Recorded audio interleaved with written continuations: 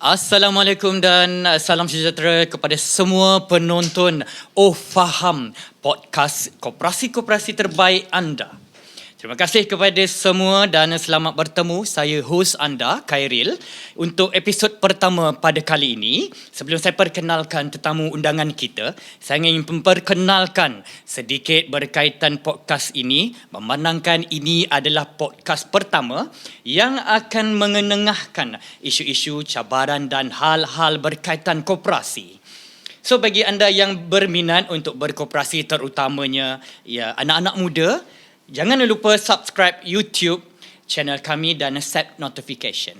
Baiklah, kita teruskan dengan memperkenalkan panel kita pada kali ini. Kita jemput yang berusaha Encik Muhammad Zaid bin Mat Yunus, Timbalan Ketua Pengarah Pembangunan Modal Insan, Institut Koperasi Malaysia, yang fokusnya kepada pembangunan modal insan itu sendiri. Okeylah, baiklah Cik Zaid. Kita kini berada di penghujung suku akhir tahun 2024. Sehingga ke hari ini, IKMA telah melaksanakan pelbagai inisiatif program dan sebagainya bagi memastikan segala objektif yang dirancang dan dicapai. Soalan saya, kalau Cik Zaid boleh share lah, untuk tahun ni apa yang Cik Zaid lihat IKMA atau PMI sendiri belum berjaya dicapai sepenuhnya? Kenapa dan apakah cabaran yang dihadapi oleh PMI itu sendiri? Okey, terima kasih. Terlebih dahulu saya ucapkan ribuan terima kasih lah kepada pihak unit komunikasi korporatnya kita, yang mana tahniah juga kerana telah dapat mewujudkan satu lagi channel kita, Faham ini, untuk kita memberi maklum balas ataupun makluman kepada pihak penonton kita, dan juga yang pentingnya sebaran kepada masyarakat, kepada pendengar, penonton ini tentang koperasi ini. Betul, betul tu. Sebenarnya dalam konteks pembangunan modal insan ini, dia tak lari dalam kita sentiasa melihat ruangan yang boleh kita tambah baiklah sebenarnya.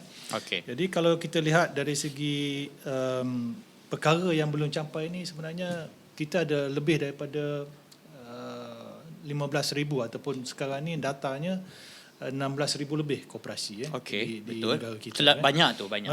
Banyak. Jadi kalau kita lihat Khairil, di setiap negeri pun antara 500 sehingga lebih daripada 2,000 buah koperasi. Kalau katakan 15,000 koperasi tu, berapa ahli keseluruhan dia setakat sekarang ni? Setakat sekarang ni kalau kita ambil data lah, data sehingga 31 Disember 2023, kita ada lebih daripada 7 juta. 7 juta Maksudnya bilangan anggota ini lebih kurang dalam 20% penduduk Malaysia. Betul. Betul. Jadi cabaran dalam konteks semua manusia ni, ataupun kita nak melatih modal insan ni, sebenarnya kapasiti kita lah.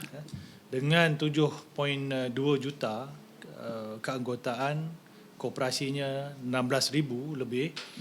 Jadi kita melihat mungkin keedah cara latihan kita perlu berubah kepada sesuatu yang baru. Betul lah, kita mungkin dah tak boleh menggunakan cara yang lama. Kita kena mengolah pelbagai transformasikan kita punya mode latihan kita lah. Dan alhamdulillah sebenarnya kalau kita lihat kesan COVID-19 mengajar kita dari segi peningkatan penggunaan teknologi tersebut. Jadi betul lah. IKMA sendiri kan, kita mula orang kata melihat ruang yang kita boleh tambah baik dari segi metodologi latihan kita. Betul. Dan kita dah mula dengan program-program secara maya ini kepada keseluruhan orang kata peserta-peserta kita, ahli-ahli koperasi yang subscribe dengan kita lah. Betul. Melalui orang kata program-program yang kita jalankan secara tahunan ini. Faham. Okeylah. Untuk soalan yang berikutnya, Cik Zaid berasa untuk tahun hadapan akan lebih mencabar untuk IKMA. Kita sudah semestinya seharusnya kita faham dengan kepelbagaian teknologi-teknologi. Contohnya lah sekarang ni kita melihat perkembangan dengan teknologi AI. Bagaimana koperasi-koperasi di Malaysia ni untuk mengadaptasi AI itu sendiri? Kalau kita lihat majoriti daripada 16,000 koperasi ini, sebenarnya boleh kita katakan 85 sehingga 90% itu adalah koperasi mikro. Okey. Itu koperasi lebih tumpukan kepada komuniti setempat itu sendiri. Okey. Jadi inilah cabaran kita nak mengubah sebenarnya mindset. Okey. Terutamanya di kalangan lembaga-lembaga yang dari segi tadbir urusnya yang perlu diperkasa, perniagaan mereka ni perlu diperkasakan. Okey. Jadi IKMA sendiri kita mengambil inisiatif, kita melaksanakan tumpuan kita, fokus kita kepada 4 program utama kita lah. Okey. Jadi kalau kita lihat semasa ini kita diberi mandat untuk melaksanakan program latihan kepada anggota lembaga koperasi ataupun kita kata khususnya kepada lembaga ini khusus wajib. Khusus wajib. Ya, kita ada 3 khusus wajib utama yang mana setiap anggota lembaga yang telah pun dipilih menjadi anggota lembaga dalam mesyuarat agung ini, mereka dikehendaki untuk menghadiri khusus wajib dalam tempoh yang ditetapkan. Compulsory lah. Compulsory. Okey. Jadi dalam tempoh 3 tahun. Dalam masa 3 tahun. Jadi kalau tak datang dalam masa 3 tahun tak apa berlaku? Kalau ikut garis panduan di peringkat SKM lah. Okey. Tetapi tertakluk kepada koperasi-koperasi yang terpilih. Mereka ini tidak boleh dicalonkan untuk menjadi anggota lembaga. Untuk faham? yang seterusnya. Faham. So jadinya diorang ni walaupun dilantik menjadi ahli lembaga, tapi masih lagi terikat dengan undang-undang yang betul. Dari SKM jugalah. SKM lah. Okey. Cik Z, tadi Cik Z kata kita ada 4 aktiviti fokus utama kita, tapi kita hold dulu soalan tu dan kita akan kembali sebentar lagi dan sekarang kita akan berhenti berehat dan kembali selepas ini di Faham, Jelas, Mudah, Terkini. Kembali selepas ini.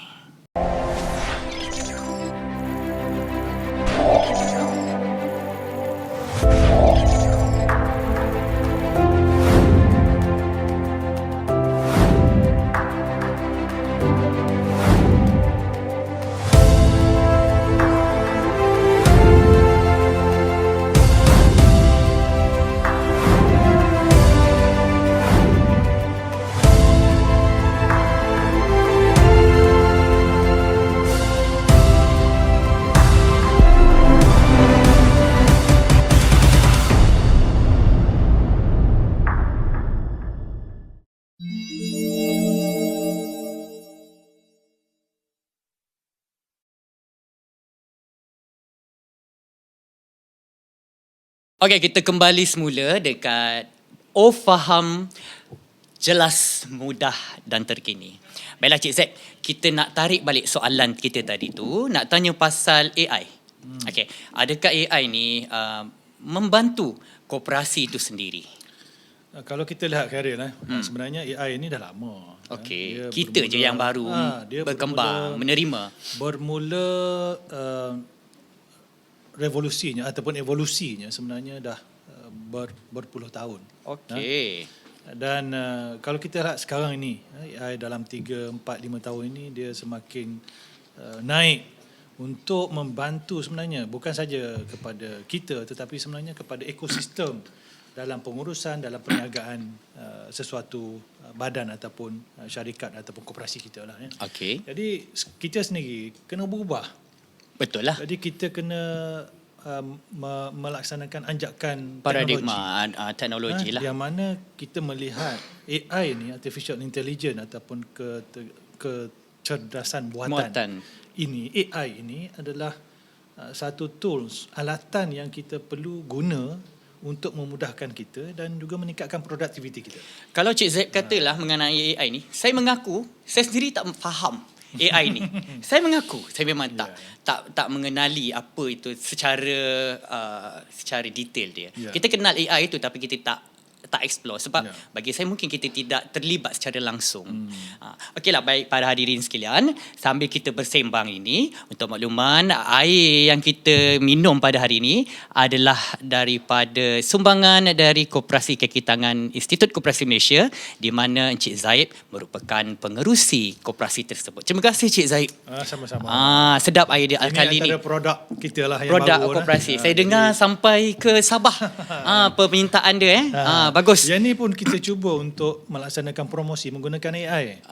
See. Maksudnya pemasaran pun kita ada menggunakan AI supaya capaian kita lebih besar. Betul. Dan sebenarnya dia meningkatkan kecekapan kita dan juga meningkatkan produktiviti. Faham? Sebab itulah kita sebenarnya dalam konteks AI ni di e-commerce sendiri, kita tubuhkan satu unit khusus. Okey. InsyaAllah ke depan kita akan ada mungkin lah pusat transformasi digital dan AI. Wow. Supaya kita nak ekosistem latihan kita ini dilengkapkan dengan bantuan AI ni kepada gerakan koperasi. Betul. Jadi inilah antara usaha kita untuk kita memberi sedikit transformasi dalam konteks modal insan itu sendiri kepada barisan lembaga dululah. Betul lah. Kalau lembaga tak terima. Ya, dan juga kepada staff. Betul. Sebab tanpa mereka koperasi ni mungkin kurang lah bergerak. Sebab kalau kita mengharapkan anggota lembaga ni, mungkin mereka ataupun anggota lembaga ini ada tugas hakiki mereka. Kan? Betul. Tapi staffnya mereka berada di situ dan kepentingan AI ni mereka kena faham. Betul. Artificial Intelligence AI ini adalah alatan yang membantu koperasi dalam meningkatkan kecekapan dan juga meningkatkan produktiviti. Sebab itulah kita cuba menggunakan pelbagai jenis AI yang ada dalam pasaran kita, sama ada percuma atau kena bayar. Kita nak supaya koperasi menggunakan demi meningkatkan kecekapan dan juga produktiviti mereka. Okey. Macam Cik Zaid, kalau saya tanya soalan ni, macam ada tak koperasi-koperasi yang sedang melaksanakan AI itu sendiri? Sebenarnya kalau kita lihat di luar sana lah, kita melihat ruang yang cukup besar kepada koperasi, dan sebenarnya di syarikat-syarikat luar, even di luar negara sekalipun, telah pun menggunakan secara cekap, secara meluas dan secara cekap. Maksud saya dari segi penggunaan orang kata AI ini dalam konteks teknologi dan juga pengurusan, mereka dah ke depan lah. Jadi di negara kita dan dalam konteks gerakan koperasi ini, kita masih baru lagi. Sebab itulah kita dah tubuhkan unit transformasi digital dan AI, dan sebenarnya daripada tahun 2019 lagi, apabila kita wujudkan Technolab. Di situlah orang kata titik mula kita untuk kita menggerakkan suntikan teknologi kepada koperasi. Faham. Jadi itulah yang kita cuba bawa setiap tahun, paling tidak 100 buah koperasi yang kita akan bimbing. Sebab kita ada program bimbingan di IKMA ini, yang kita nak bawa koperasi, paling tidak 100 buah koperasi ini mengenali AI, mengetahui tentang apa itu teknologi, dan sebenarnya kita nak suntikkan teknologi tersebut dalam pengurusan dan pentadbiran mereka. Sebelum tadi kita ada cakap mengenai fokus. Fokus bidang keberhasilan kita, dan tadi kita cakap yang 100 koperasi dalam setahun tu, tapi selepas ni kita akan tanya. Dan jika kita beralih ke soalan lain, jika kita lihat pada laporan perangkaan am koperasi 2023, sekarang ni kita lihat ada 208 koperasi belia yang telah ditubuhkan dengan keanggotaan seramai hampir 90,000. Banyak tu, ramai. Bagaimana IKMA melalui perkara ini melihat bagaimana untuk menarik minat anak-anak muda, anak-anak belia untuk join kursus dan bergerak terus atas landasan koperasi? Kalau kita lihat statistik tu masih lagi kurang lah ya. Jika kita ada 208 koperasi saja, koperasi belia. Walaupun begitu, kalau lebih jauh kita lihat, sebenarnya dalam konteks koperasi ini, belia-belia ini telah pun ada mula untuk bersama dengan gerakan koperasi. Jadi mereka ini sebenarnya dipengaruhi lah, saya kata boleh dikata dipengaruhi oleh asasnya bapa-bapa mereka, mak-mak mereka yang telah pun menganggotai koperasi. Betul lah, diorang ni dah jadi macam warisan. Bila ada sesuatu acara di koperasi, jadi anak-anak ini dah mula mengenali koperasi. Betul. Tetapi kalau kita lihat peningkatan sekarang, sebenarnya banyak koperasi juga ditubuhkan oleh golongan muda ini. Saya ambil contoh satu koperasi di peringkat koperasi keluarga, Okey. koperasi pelancongan, satu koperasi pelancongan di Sempurna ini yang sebenarnya dianggotai oleh anak-anak muda, Alright. tetapi pencetusnya adalah bapa mereka. Bapa. Untuk menubuhkan satu koperasi, walaupun mereka ni ada syarikat masing-masing, menubuhkan koperasi untuk melaksanakan aktiviti dalam ekosistem pelancongan tersebut. Bagus. Sebagai contohnya, tumpuan kepada koperasi ini adalah menyediakan perkhidmatan pakej-pakej yang boleh diambil oleh pelancong-pelancong sama ada tempatan ataupun luar negara. Tetapi fasilitinya disediakan oleh syarikat-syarikat mereka. Jadinya macam diorang tu JV lah. Mereka ada kerjasama. Betul. Untuk melaksanakan program-program ini di bawah pelancongan. Okey. Dan sebenarnya dari segi timbalan pengurusi, setiausaha, bendahari koperasi dan pekerja koperasi ini di kalangan anak-anak muda. I see. Yang pada saya cukup kagum dengan semangat mereka untuk mereka menggerakkan koperasi ini. Dia ada bila kita dah duduk koperasi tu di bawah keluarga, dia ada self belonging. Ya, betul. So kalau macam yalah, kalau kita tengok orang-orang yang ahli-ahli biasa tu macam jadi ahli je. Ya. Lepas tu tak ada contribute apa pun, dia just tahu tiap tahun aku dapat dividen. Ya. So dia tak ada contribution pun. Betul. Sebab itulah kita nak gerakkan, kita nak gerakkan anggota ni. Sebab kita tak nak anggota ni tidur. Istilahnya tidur lah. Itu tak dinafikan lah. Ramai jadi je. kita nak mereka ni digerakkan dengan satunya mereka pula ada ilmu. Betul tu. Jadi golongan muda ni sebenarnya dia cepat. Sebab itulah kita dalam kerangka latihan di IKMA sendiri, kita mula melihat peluang ruang yang boleh kita tambah baik penyampaian koperasi kita kepada golongan muda. Sebab mereka ni boleh kata IT savvy. Betul. Dan juga selalu dengan gadget. Betul. Paling tidak handphone lah kan. 24 jam Cik Zahid. 24 jam, 7 hari seminggu kan. 365 hari setahun. Jadi inilah yang kita nak bawa dalam konteks pendidikan, latihan yang terkini lah. Betul. Maksudnya dari segi pendidikan kepada mereka, latihan kepada mereka, mereka boleh menggunakan dalam talian. Betul. Sebab tu kita dah wujudkan e-learning kita. Okey. Bermula 2019. Okey. Jadi kita dah ada modul-modul dalam talian kita untuk kita menggerakkan golongan muda ini, menyedarkan golongan muda ini supaya mereka bersama dalam gerakan Semangat berkooperasi. Semangat berkooperasi. Okeylah para hadirin sekalian, kita berhenti seketika dan kita kembali selepas ini di podcast Oh Faham, Jelas, Mudah dan Terkini. Kembali selepas ini.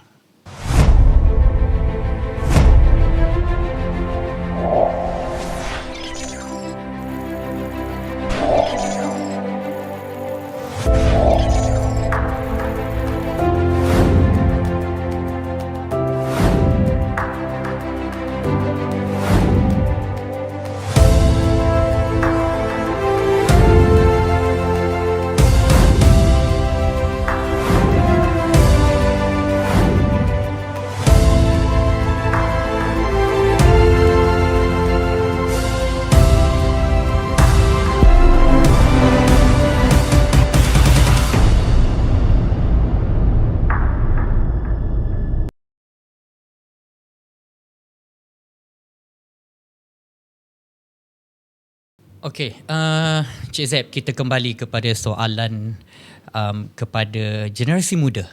Okey, sekarang ni kita tengok dalam konteks pendidikan. Banyak melahirkan graduan. Tapi bagaimana IKMA itu sendiri menyediakan peluang pekerjaan dan pendapatan kepada graduan-graduan ini untuk berkooperasi? Karen, sebenarnya kita perlu melihat koperasi ini sebagai peluang kepada graduan ataupun belia. Okey. Dalam satunya menyediakan peluang pekerjaan. Okey. Satu lagi, mereka perlu melihat koperasi ini sebagai tempat untuk pendapatan mereka. Okey. Kita mengambil contoh lah. Saya suka sebutkan beberapa koperasi belia.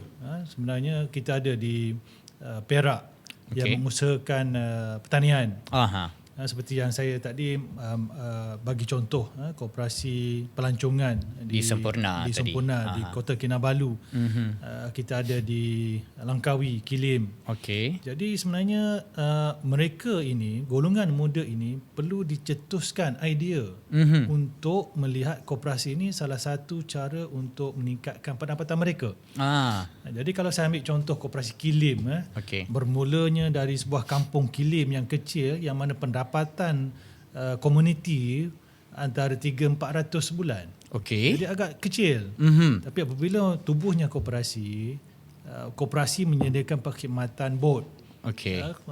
Ialah dalam konteks aktiviti pelancongan, dan sebenarnya dia membuka ruang juga kepada perniagaan-perniagaan sekitar yang mana perniagaan tersebut dijalankan oleh anggota-anggota koperasi. Cuma saya dimaklumkanlah, saya difahamkan koperasi Kilim ni dianggotai oleh ahli-ahli kampung tu sendiri. Betul, sebab tu saya kata komuniti.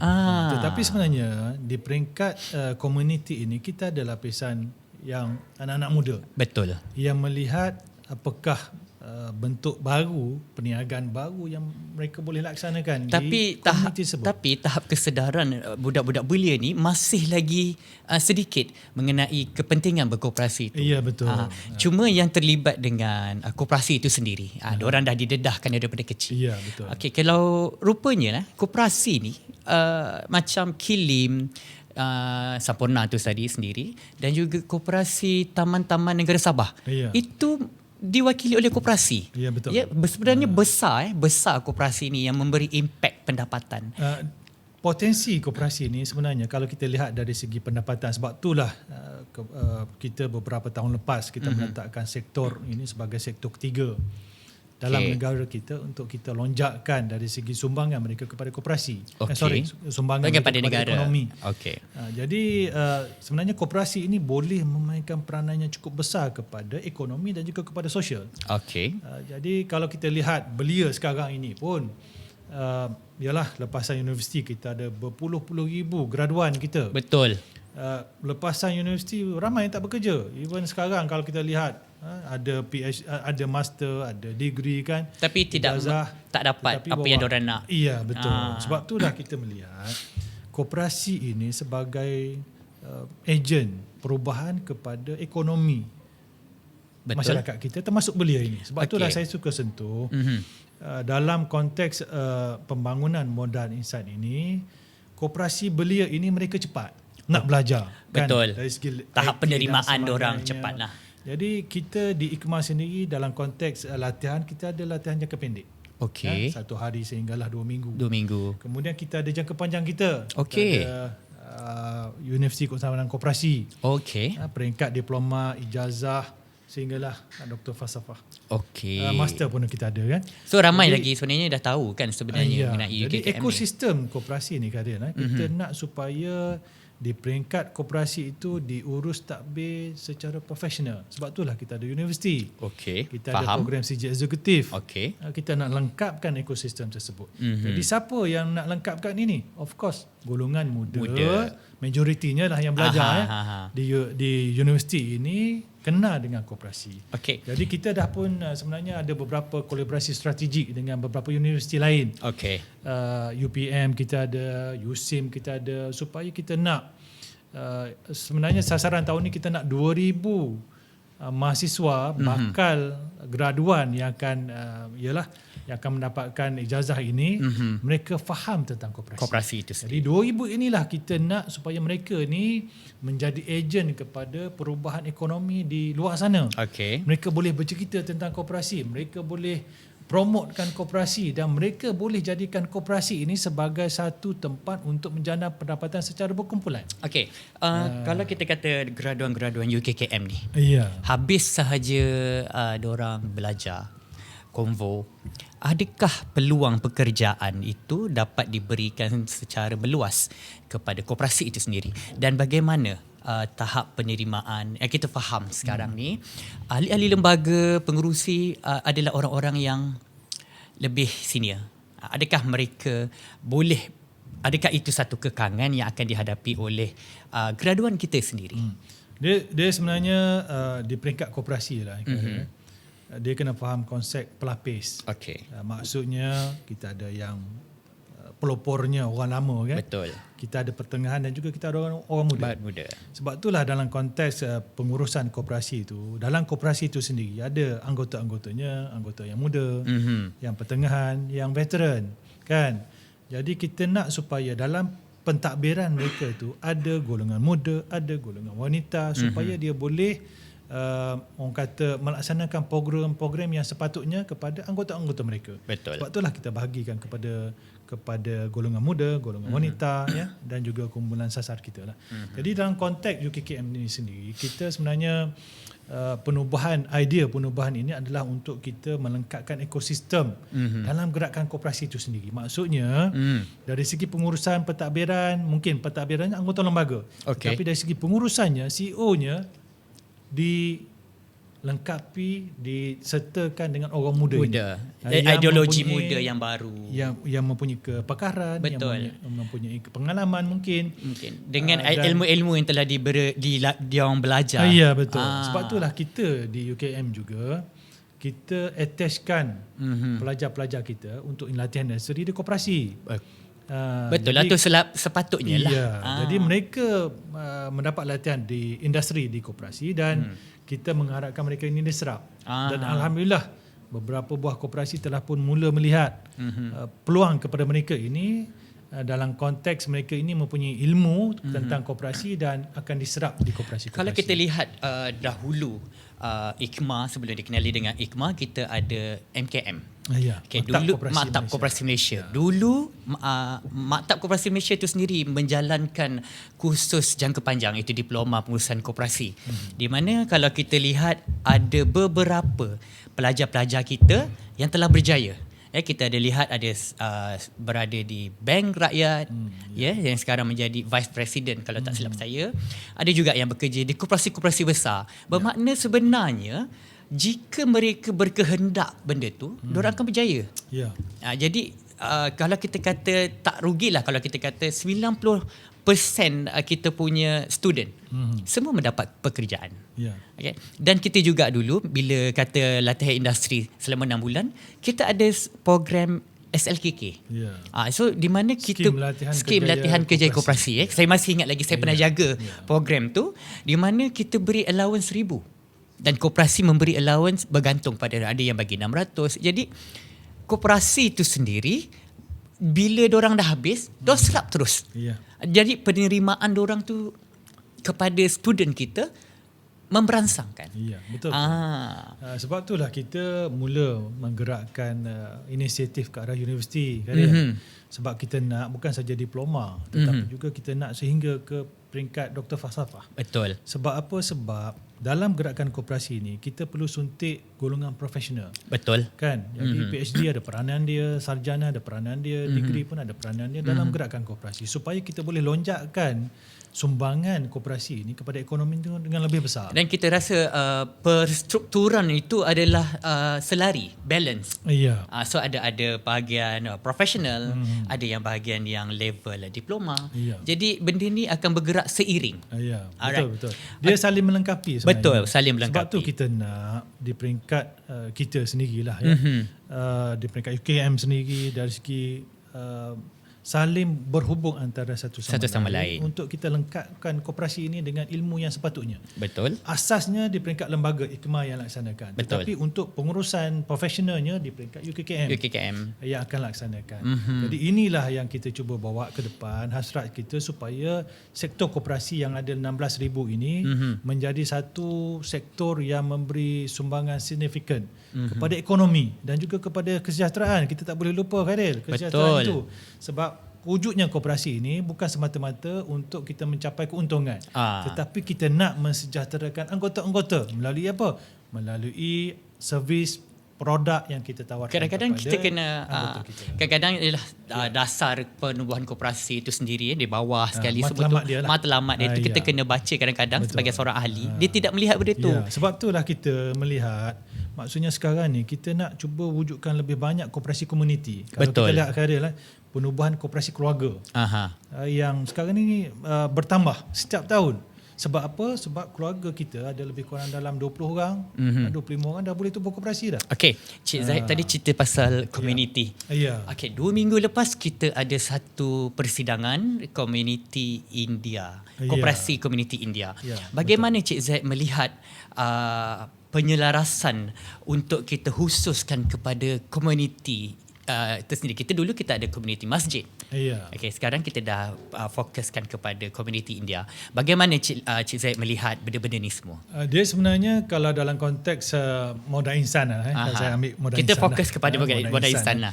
Dia pembahagian kepada komuniti ni sebenarnya kita merangkumkan semua. Okey. Kalau dulu kita ada wanita, betul. satu bahagian. Latihan kita sediakan. Kita ada untuk masjid. Sekarang ni kita ada khusus untuk komuniti kaum India. Jadi sebenarnya untuk program-program yang lebih terkhusus ni sebenarnya bagus.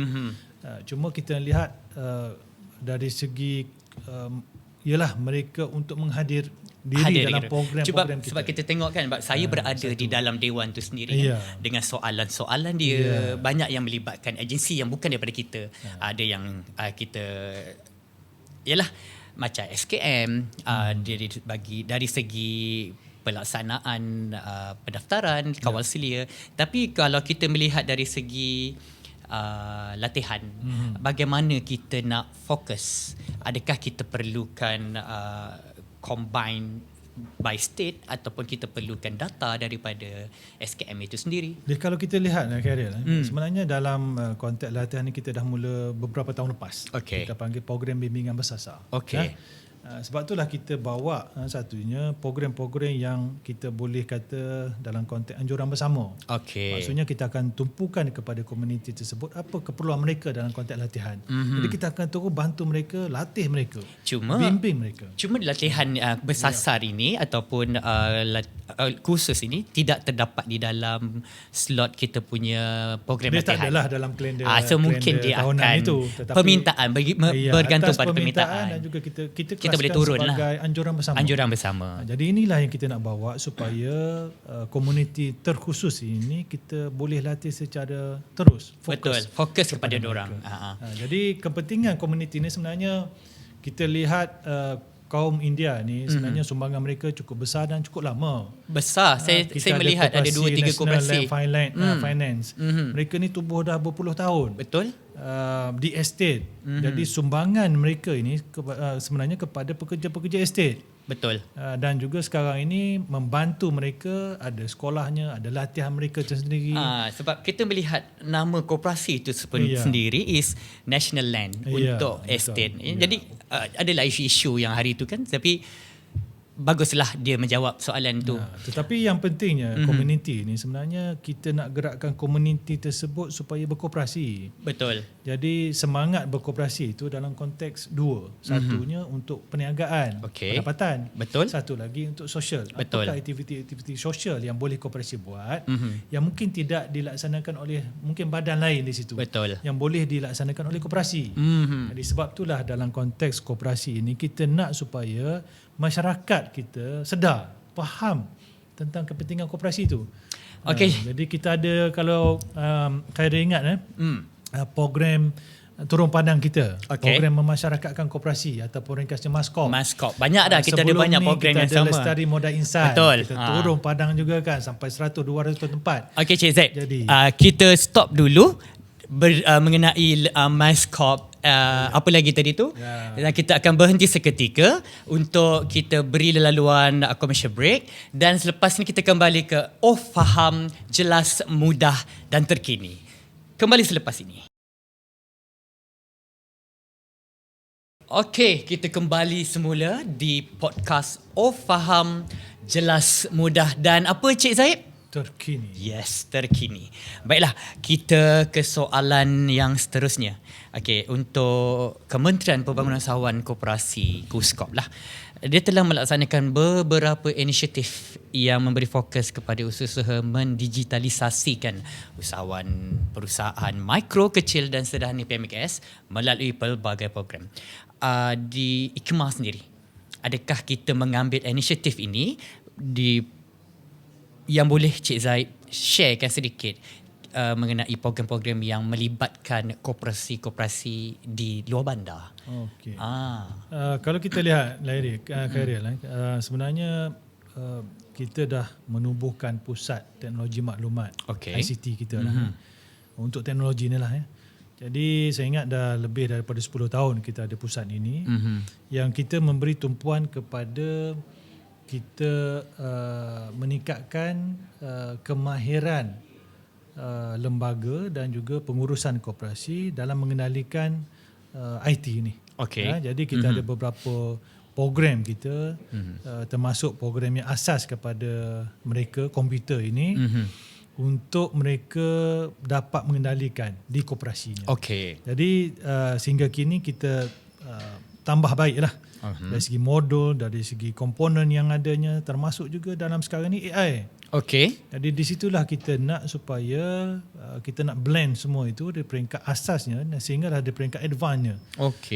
Untuk koperasi-koperasi, kooperator-kooperator ni bersama dengan kita dalam konteks latihan mereka lah, supaya mereka ni balik boleh buat. Kalau dulu mereka ada buku besar, catat kan, sekarang ni key in dalam sistem saja.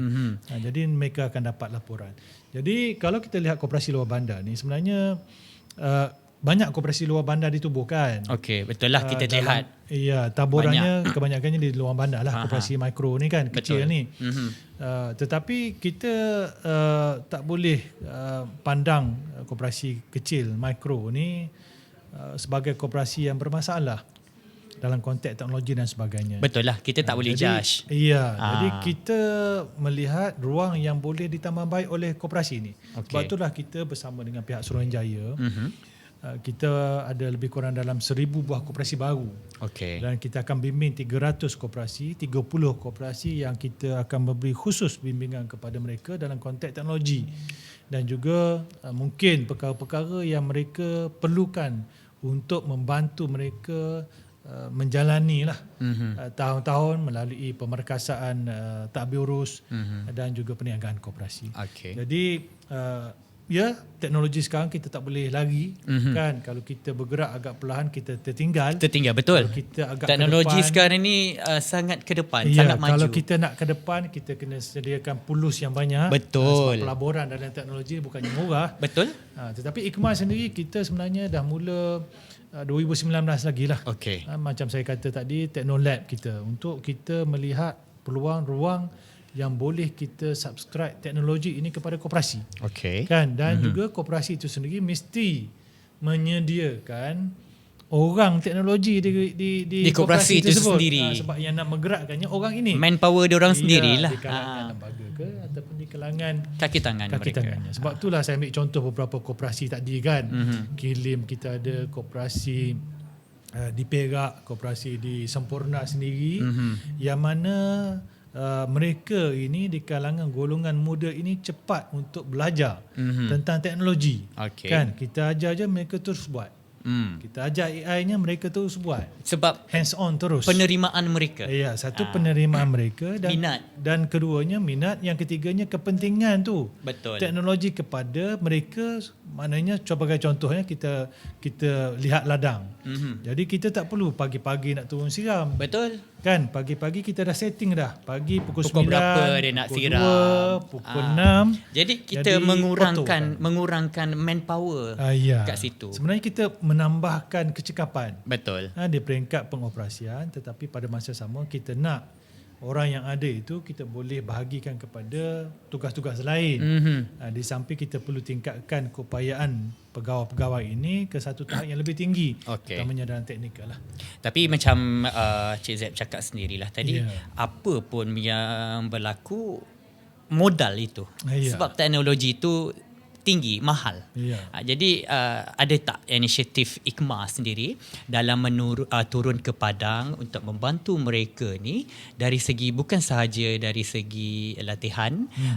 Kalau kita lihat sebelum ni kita ada program-program macam Miracle, kita ada program yang saya ingatlah Miracle, Code, dan sekarang ni kita fokus kepada Code, iaitu Cooperative Digital Empowerment. Apa bezanya Miracle itu sendiri dan juga Kod. Adakah Miracle ini masih lagi berjalan dan bagaimana jika koperasi-koperasi yang berminat? Sebab saya tahu dalam 1 tahun hanya 100 koperasi yang dipilih.